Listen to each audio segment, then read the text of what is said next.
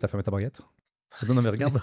J'ai l'impression qu'elle est ouverte en plus. Mais non, elle est pas ouverte, putain. Mais Bah, si, elle est ouverte. mais c'est un Ah non. bouton. Bah, remets ton cache. Ton cache-pot. Ton cache.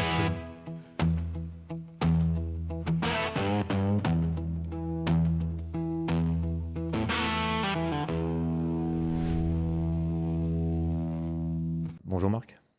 Salut Ronan, ça va? Ça va bien toi? Bah, super, au top. Au top. Alors on est de nouveau réunis aujourd'hui. Tu doutes un peu de pourquoi? C'est vrai, on est là. Ouais. À ton avis, c'est pourquoi? Bah, pour parler d'un sujet qui nous tient à cœur tous les deux. Un sujet qui nous tient à cœur, qui est la méditation. Alors, déjà, on va peut-être se représenter parce que tout le monde ne nous connaît pas forcément, donc je te laisse te représenter en quelques mots.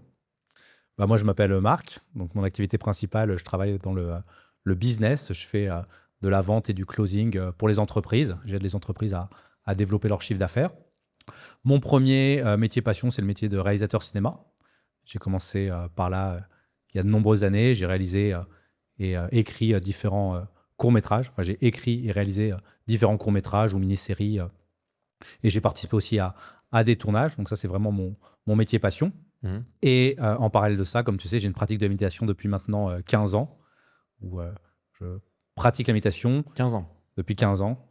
Et j'ai en parallèle créé un coaching pour justement accompagner les personnes et les aider à intégrer la méditation dans leur quotidien et développer un projet basé sur la méditation. D'accord. Donc beaucoup de choses quand même. Tu as été très actif jusqu'à présent. On essaye. On essaye Avoir d'être très actif. des projets intéressants. Très intéressant, ouais. Alors de mon côté, je m'appelle Ronan, j'ai 34 ans. Je travaille dans le droit et je suis aussi très intéressé par le sujet de la méditation, sujet qui nous a rassemblés tous les deux. Ouais. On avait l'occasion d'en parler lors du dernier podcast. Mm. Comment on était tous les deux tombés dans le chaudron de la méditation et on a aussi parlé du coaching, d'un coaching que tu proposes Ouais. et que j'avais eu la chance de suivre Mm. sur quelques mois. Tout à fait. Ouais. Voilà, donc on en reparlera peut-être, mais c'était très intéressant. Avec plaisir.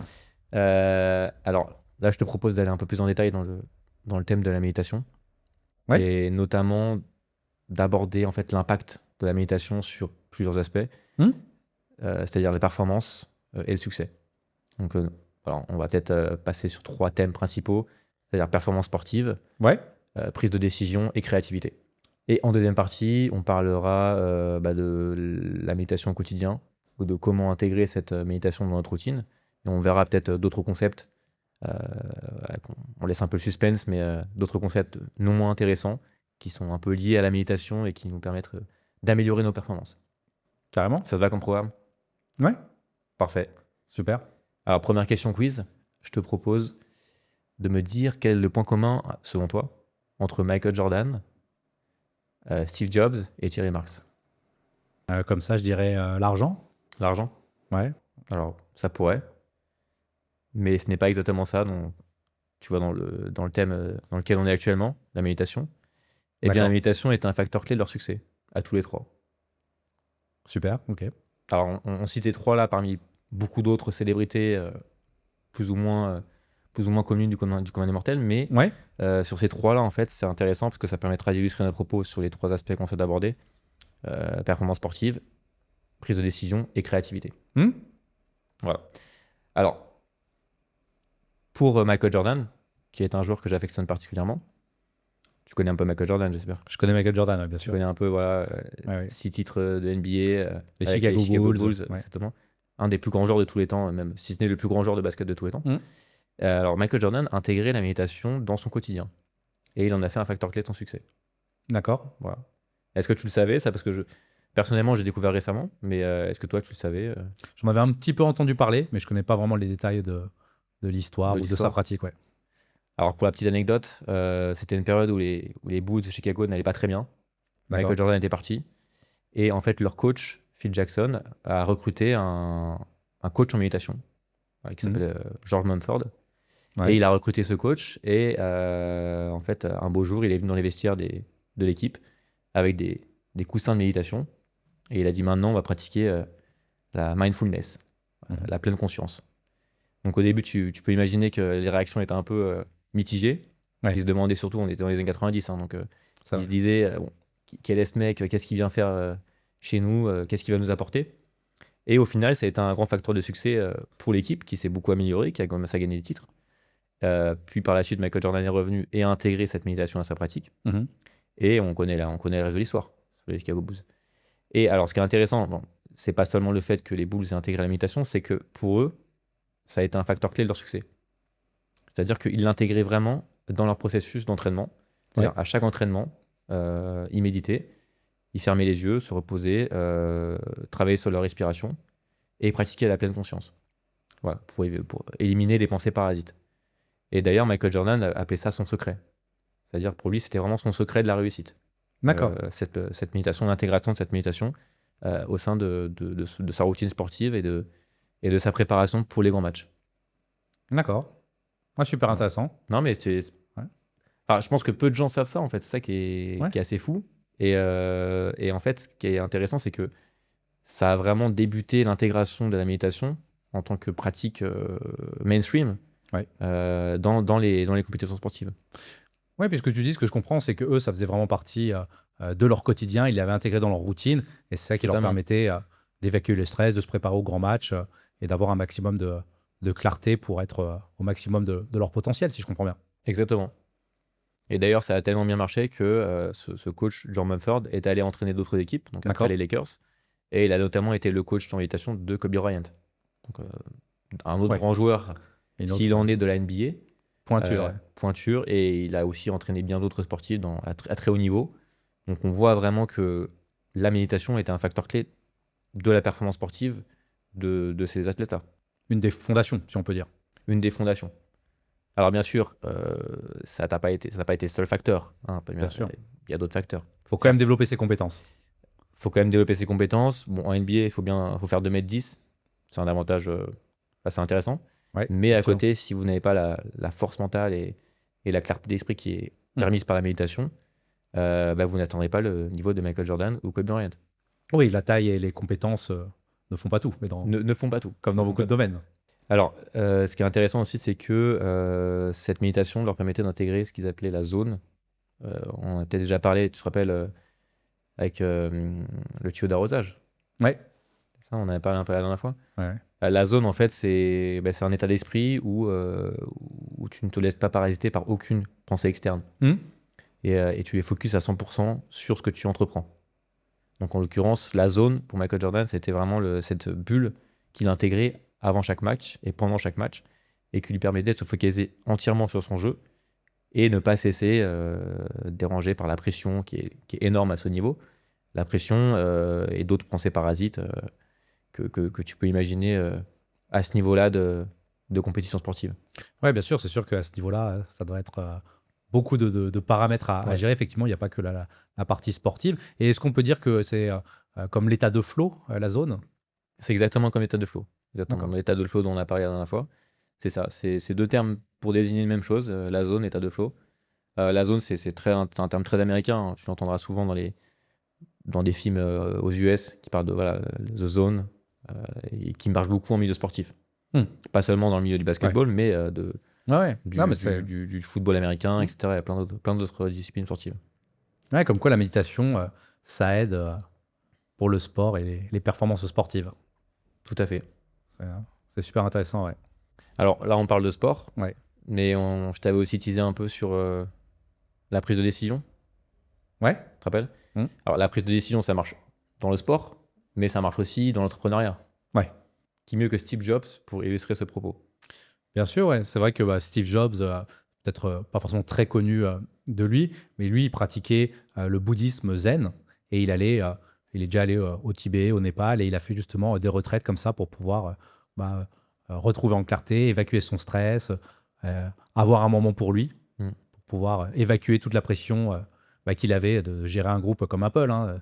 T'imagines bien que quand tu gères un groupe comme ça à plusieurs milliards, avec beaucoup d'employés, de l'innovation et des produits à sortir de façon régulière, tu as énormément de pression.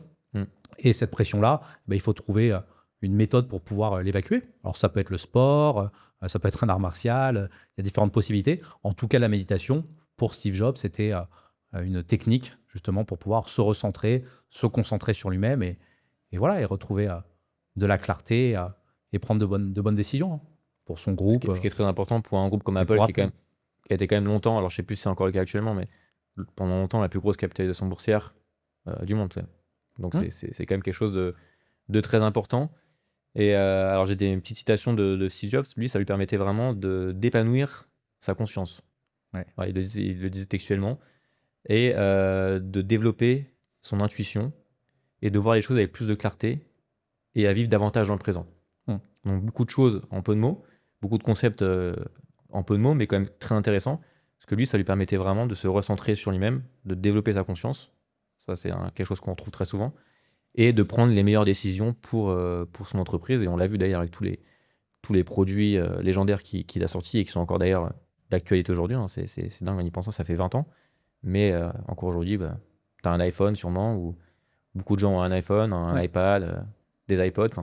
Voilà. Et lui, ça a été vraiment un facteur clé de son succès. Et c'est dingue de se dire qu'à la base, Steve Jobs, c'était un hippie en fait, dans les années 70, qui a décidé un beau jour d'aller en Inde, un mois.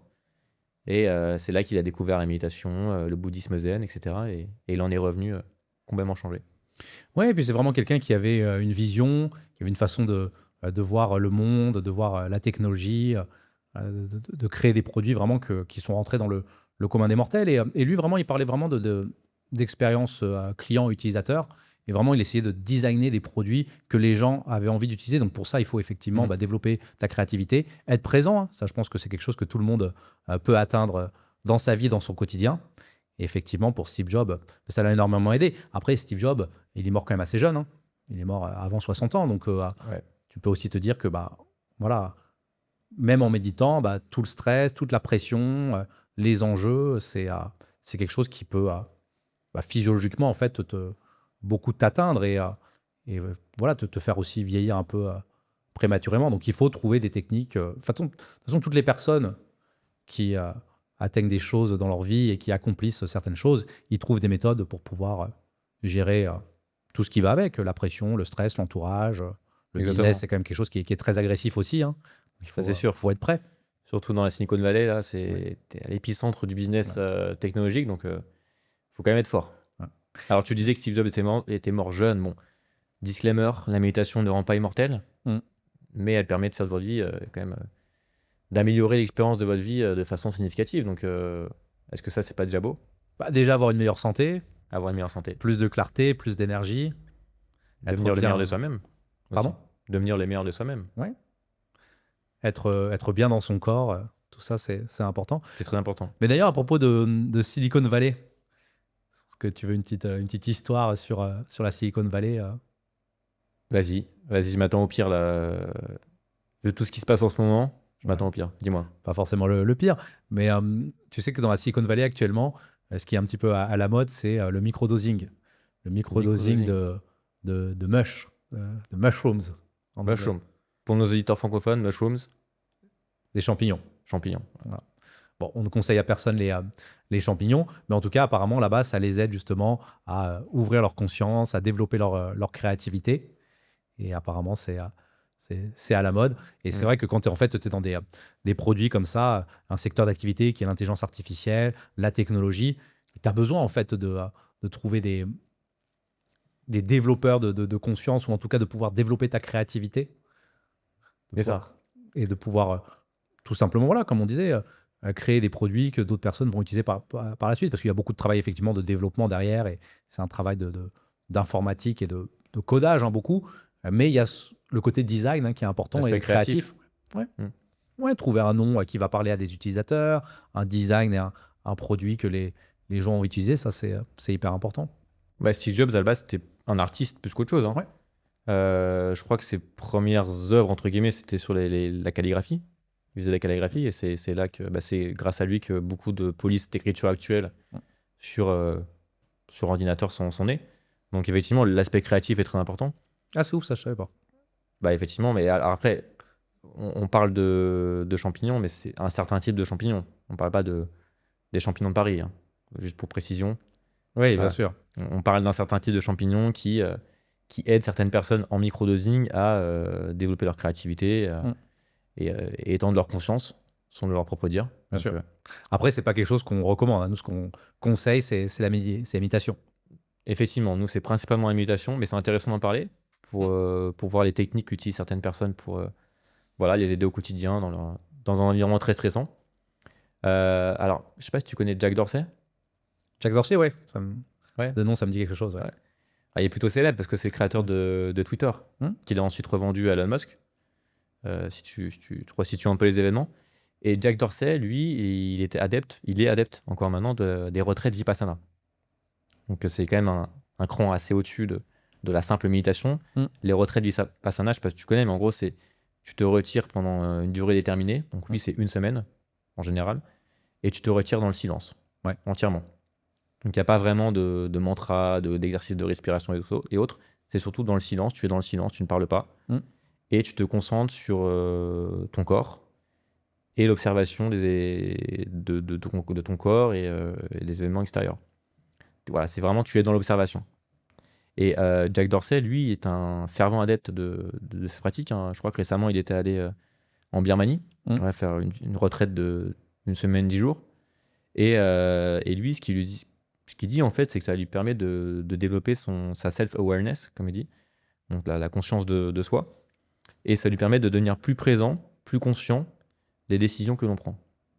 Voilà. Donc on voit, lui, en termes de prise de décision, ses retraites du Vipassana et la méditation de façon plus générale lui aident vraiment à développer cette capacité à surtout se recentrer sur soi, ne pas se laisser influencer par les éléments extérieurs, ce qui est très important.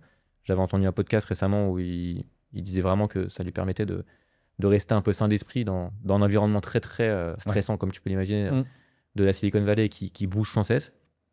Et lui, voilà, ça lui permettait vraiment et ça lui permet encore maintenant de rester dans l'instant présent, de rester fidèle à ses valeurs et de prendre de bonnes décisions en termes de business notamment. Et alors lui, Jack Dorsey, il médite 30 minutes par jour, au moins. Donc entre 30 minutes et 2 heures. Certains jours, il médite 2 heures. Voilà, c'est quand même, Il a le temps. Il a le temps, mais il se lève à 5 heures du matin aussi. Hein. Ouais. Alors, il a une routine très très particulière. Je t'invite à aller te renseigner sur la routine de Jack Dorsey, mais je regarderai, oui. Je pense qu'elle n'est pas donnée à tout le monde, mais elle est plutôt impressionnante. Ouais. Voilà. C'est comme Brian Johnson, l'homme qui veut devenir immortel. Tu as déjà vu sa routine à lui ou pas? Ouais. Lui, c'est une routine de fou furieux parce qu'il fait tout pour ralentir le vieillissement de ses cellules dans son corps. Et pour ça, il a une routine de fou furieux. Enfin, il se lève à une certaine heure, il dort de façon très précise un nombre d'heures avec un masque, dans un certain type de lit. Bon, il est multimillionnaire. Lui aussi, il était dans le monde des startups et de la tech. C'est justement ça qui lui a permis, en vendant de sa startup, de pouvoir créer son projet pour devenir l'homme le plus vieux sur Terre, devenir presque immortel. Et lui aussi, pour lui qui réussisse. Et tous ces génies de la tech, ils ont des routines de fou. Hein. Ah ouais. Alors après, lui, il n'est pas que dans la méditation. Je ne sais même pas s'il médite, Brian Johnson. Peut-être qu'il est dans la méditation, mais il est surtout dans les médicaments. Donc, c'est pas vraiment des médicaments, c'est des suppléments, des compléments alimentaires. C'est pas pareil. Ouais. Oui, mais j'avais vu une routine quand même. Je crois qu'il s'enfilait un gobelet entier de compléments alimentaires. Oui. Tous les matins. Bon, c'est un certain budget. Et ensuite, on n'est plus trop dans le naturel. Là, on est vraiment dans la supplémentation chimique. Je crois d'ailleurs, il fait des transfusions sanguines avec son propre fils pour transférer son plasma. Je crois, c'est renouveler son plasma sanguin. Ouais. Bon, c'est quand même assez particulier. C'est pas donné à tout le monde. Nous, on va rester peut-être dans les choses qui sont accessibles à tous. Bien sûr. Mais c'est la routine que je trouvais intéressante. C'est une routine intéressante. Comme Jack Dorsey, c'est une routine intéressante. Et d'ailleurs, je pense que si on creuse dans les milliardaires de la tech, on doit trouver des trucs vraiment encore plus loufoques que ça. Hein. Bah, apparemment, Sam Altman, qui est le fondateur d'OpenAI, apparemment, lui, il fait du microdosing. Il prend un petit peu de mush et il met un masque apparemment où il ferme les yeux et après il se pose comme ça. Alors, je ne sais pas si c'est un masque de réalité virtuelle ou juste un masque de sommeil. Et apparemment, il se met à réfléchir, à avoir des idées pour développer OpenAI, ses activités, son business. Et ouais, c'est comme quoi toutes les méthodes sont bonnes pour être le meilleur, en final. Mais le mieux, c'est quand même quelque chose qui soit sain, qui soit sans danger pour le corps et pour l'esprit et sur lequel tu peux avoir des bénéfices rapidement. C'est important. Tout à fait. Et justement, la méditation, et c'est pour ça que nous, on se focalise là-dessus parce que c'est quelque chose qui est accessible à tous. Et qui est sans danger sur le corps. Tout à fait. Voilà, ce qui est très important. Et sur l'esprit. Alors, on parle de milliardaires de la tech aux États-Unis. On va peut-être revenir dans le bon vieux pays, la France. Thierry Marx, que tu connais bien sûr. Ouais, un grand chef, Thierry Marx. Toi qui es un grand adepte de cuisine et de pad thai notamment. Parce que j'ai eu la chance de goûter tes pad thai. Ouais. Mais voilà, Thierry Marx, lui, c'est aussi un adepte du bouddhisme zen. Et ça lui permet, selon ses propres mots, de se recentrer dans le temps et dans l'espace. Voilà. Et en fait, le principal avantage, selon lui, du bouddhisme zen, c'est que ça lui permet de se recentrer sur soi et de ne pas se laisser influencer par les tendances externes, notamment ce qu'il appelle la cuisine Instagram. Mm. Tu vois sûrement de plus en plus sur les réseaux, c'est des tendances culinaires qui durent plus ou moins longtemps, souvent très peu de temps, hein, c'est souvent très fugace. Et alors lui, il est totalement contre ce genre de tendance et il préfère vraiment rester fidèle à ses valeurs et ne pas se laisser parasiter par tout ça. Bon, et les trends un peu éphémères qui ne durent pas dans le temps et pouvoir être concentré, être sur lui-même. Mais lui, je me rappelle, j'avais vu un reportage sur lui, il parlait ouvertement de sa pratique de la méditation, qui médite tous les jours de façon régulière depuis des années. C'est ça qui lui apporte justement clarté, concentration, créativité, moins de stress. T'imagines à ce niveau-là de la restauration, où tu gères des énormes équipes, des énormes brigades, tous les jours, tu dois être dans la performance et atteindre un niveau d'excellence, hein, et puis le maintenir surtout. Donc tu dois avoir des techniques effectivement qui te permettent de performer au plus haut niveau. Donc ça rejoint la performance, la prise de décision, la créativité aussi, parce que la haute gastronomie et la cuisine à un tel niveau, c'est de la créativité. C'est aussi une forme d'art. Ah, totalement, totalement. Donc après, c'est vrai que c'est des domaines qui se rejoignent aussi, hein, prise de décision, créativité. Souvent, on a besoin des deux à la fois, même performance sportive, hein, on peut avoir les trois à la fois, même parce que la cuisine, c'est quand même assez sportif. Quand on est chef dans une cuisine, faut avoir l'énergie, donc c'est très important et ça permet de concilier plusieurs éléments de succès pour être le meilleur de soi et lui, ça lui permet d'être le meilleur de soi, et de créer un empire, un vrai empire. Hein, mais Thierry Marx, il est présent partout maintenant. Ah bah oui, bien sûr. Il a des restaurants, il a des marques, il a des produits dérivés. Moi, je me rappelle, je l'avais vu dans un de ses restaurants en Paris, qui est à côté de la place Vendôme. Et je lui avais parlé très rapidement, on avait échangé quelques phrases. Il avait l'air vraiment, justement, calme et posé. Enfin, en tout cas, il dégageait une énergie. Il avait l'air serein. Serein. Il sortait d'une pleine session de méditation et était. Ouais, il était zen. Exactement, ouais, c'était avant un service en plus. Donc, il y avait peut-être pas forcément encore la pression du coup de feu et du service. Et voilà, il m'avait demandé comment ça allait. Il avait l'air en tout cas très sympa. Ok. Ben, j'ai hâte de le rencontrer. Écoute, je l'ai croisé à un resto récemment, mais j'avoue, j'ai pas eu le courage que tu as eu d'aller lui parler. Ouais, c'est lui qui m'a parlé en plus. En plus. Ah bah dis donc, t'es une vraie star, toi, en fait. Il a reconnu la méditation. La méditation. Le gourou qui est en toi, plutôt la star. On parle de business, de sport, mais on peut parler de plus généralement de domaine artistique. Ouais. Alors, la cuisine, c'est un peu un art, hein, mais là, on va parler plus de art pur, art dramatique, art musical. Alors, peut-être David Lynch, c'est un exemple que j'aime beaucoup et que tu connais bien. Bah ouais, effectivement, moi, comme tu sais, j'ai découvert la méditation grâce à David Lynch à la Cinémathèque française. Donc, j'ai commencé la méditation transcendantale il y a 15 ans de ça, grâce à David Lynch. Et la pratique m'accompagne jusqu'à maintenant. Et lui, comme il le disait, il avait commencé en fin de vingtaine à méditer. Et ça l'aidait beaucoup, justement, pour son énergie au quotidien, avoir une bonne concentration, avoir de la créativité, pouvoir développer ses idées de scénario, ses projets de films. Parce que quand tu crées, que justement, tu as un univers en tant que réalisateur qui est très marqué, avec une vraie patte, une vraie personnalité, tu dois justement sortir des idées reçues ou communes. Tu as besoin justement d'entrer dans un état et dans une zone où tu vas pouvoir être en contact avec ta créativité et tes émotions et ce que tu as envie de véhiculer comme message. Et lui, la méditation, ça l'aidait vraiment en ça. J'ai revu en plus, il n'y a pas longtemps, une conférence de lui. Alors, David Lynch n'est plus de ce monde, hein, mais dans une conférence, justement, il parlait à un public, à un auditoire, des bienfaits de la méditation. Il disait vraiment que c'était un océan de conscience auquel nous avons tous accès. Ah oui. Pour pouvoir aller prendre dans nos ressources, pour développer des projets, mais ça peut être des projets de films, de récits, de scénarios, de peinture, parce qu'il était dans tous ces arts-là. Il était vraiment un artiste accompli et à multiples casquettes, mais ça peut être aussi dans le fait d'avoir des bonnes relations avec les personnes de sa famille, pouvoir développer un projet entrepreneurial, trouver le boulot de tes rêves. Ça demande aussi une forme de créativité. Tout à fait, ouais.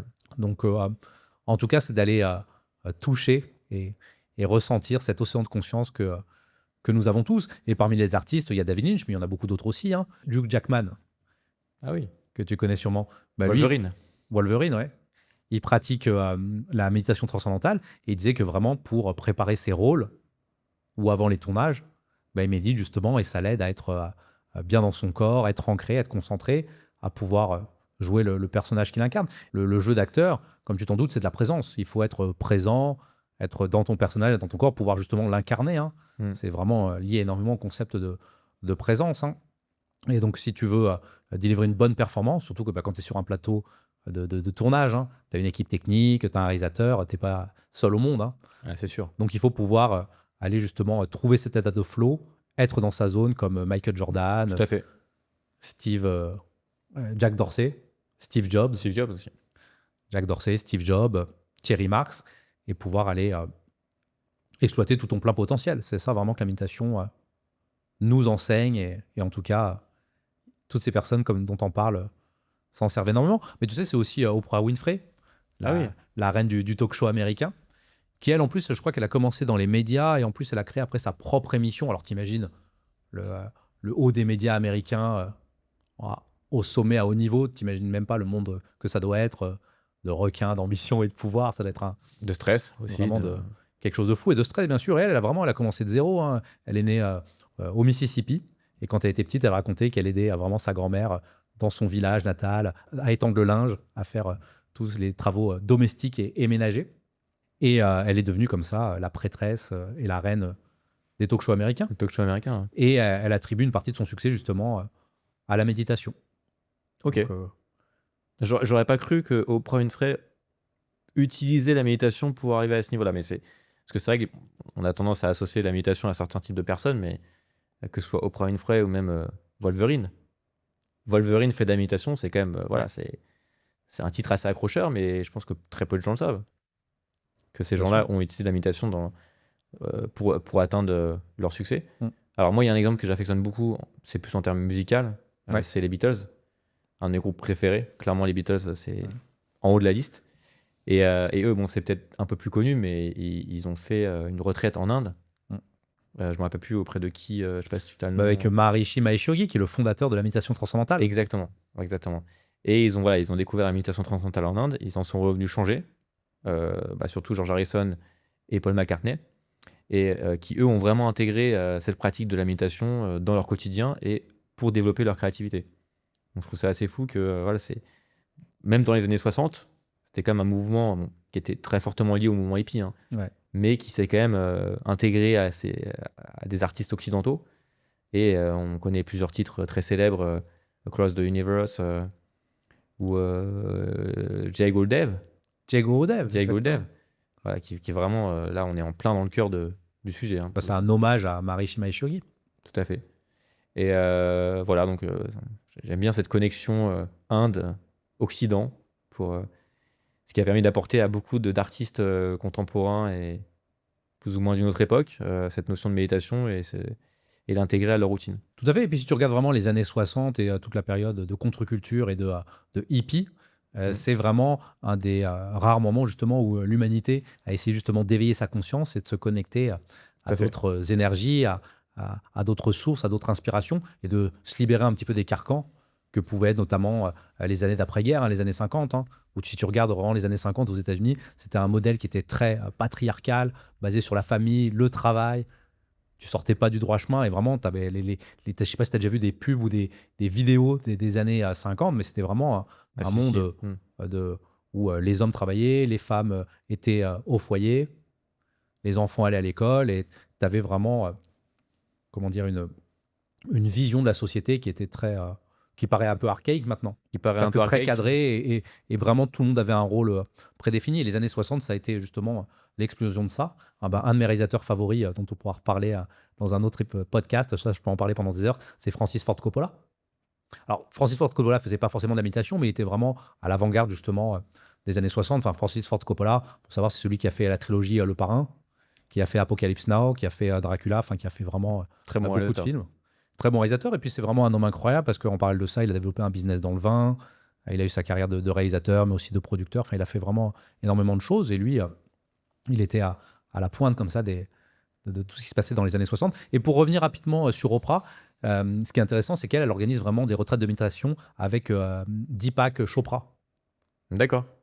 qui est aussi un artiste et un penseur indien. Et ils font des retraites de méditation justement pour pouvoir aider les personnes à intégrer la méditation dans leur quotidien, être mieux, que ce soit des personnes de l'entourage, même leurs employés. Je pense qu'ils le font aussi pour leurs employés, les personnes avec qui ils travaillent, et puis après le public de façon plus large. Donc tu vois, si ces personnes-là, à un niveau élevé, si on peut dire ça comme ça, mais en tout cas, qui ont accompli des choses dans leur vie, peut-être plus que certaines personnes le feront dans toute une existence, ils trouvent des méthodes, des techniques, on appelle ça comme on veut, mais en tout cas, des choses qui permettent de pouvoir atteindre le meilleur d'eux-mêmes. Tout à fait. Et du coup, ça me fait penser au fait que quand on croit fermement au bénéfice d'une méthode ou autre, on a envie de la partager avec d'autres. Donc, je fais le lien avec le coaching parce que le coaching, c'est avant tout vouloir partager quelque chose qui a marché pour nous-mêmes. Ouais. Et en faire bénéficier des élèves. Tout à fait. Donc, c'est intéressant. Tout à fait. J'ai une petite histoire si ça t'intéresse, une autre. Une petite histoire. Ouais. Tu veux m'arroser de ton savoir? M'arroser, t'arroser de mon savoir. Vas-y, dis-moi tout. Jésus-Christ, qui est très connu aussi, lui. Très connu, effectivement, ouais. A priori. Qui est le fondateur de la religion chrétienne, qu'on connaît pour toute son histoire et son parcours, et les miracles qu'il a pu faire, d'avoir été crucifié, entre autres, et de s'être justement réincarné. Il faut savoir que dans ses jeunes années, j'ai appris ça assez récemment en plus, entre 22 et 28 ans. Les années ne sont pas exactement précises. C'est une période un peu mystérieuse de sa vie. Mais avant la période des évangiles, en fait. Tout à fait, ouais. Et il serait parti de chez lui. Il aurait quitté sa famille, ses proches, et il aurait pris la route. Donc t'imagines, à l'époque, prendre la route, t'allais pas à la prochaine auberge de jeunesse. C'était pas le même délire qu'aujourd'hui. Et faire un petit de Flixbus. Il n'y avait pas de Flixbus encore. C'était les marchands, les caravanes, essayer d'échapper aux brigands et aux armées. Et tu savais même pas si tu allais survivre et revenir un jour chez toi. Et apparemment, dans ces années-là, les années secrètes de Jésus, il serait allé en Inde, apparemment. Donc t'imagines la distance pour aller jusqu'en Inde. De Bethléem jusqu'en Inde. Tout à fait, ouais. Et il se serait... trotte, je pense. Pardon ? C'est une petite trotte. Oui, ça fait un grand voyage. C'est presque, peut-être pas un voyage comme Alexandre le Grand, mais en tout cas, c'est qui lui a été allé jusqu'en Inde. Mais c'est quand même effectivement un grand périple. Et il serait allé là-bas justement pour rencontrer des sages indiens et des yogis, en tout cas des personnes éveillées par la méditation. Et il aurait appris la méditation auprès de sages en Inde.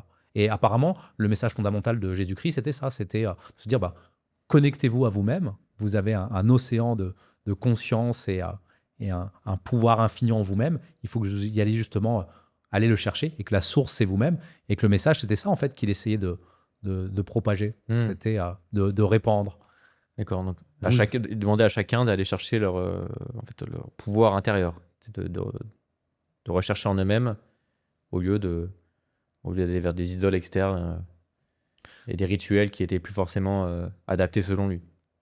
Oui, tout à fait. Et puis d'aller justement, effectivement, se reconnecter à soi, de se connecter justement au divin. Une des expériences terrestres pour laquelle on est là, c'est effectivement d'être coupé de la source divine et de se reconnecter au quotidien à la source. Ça peut être par la prière, ça peut être par la méditation, justement, ce dont on parle aujourd'hui.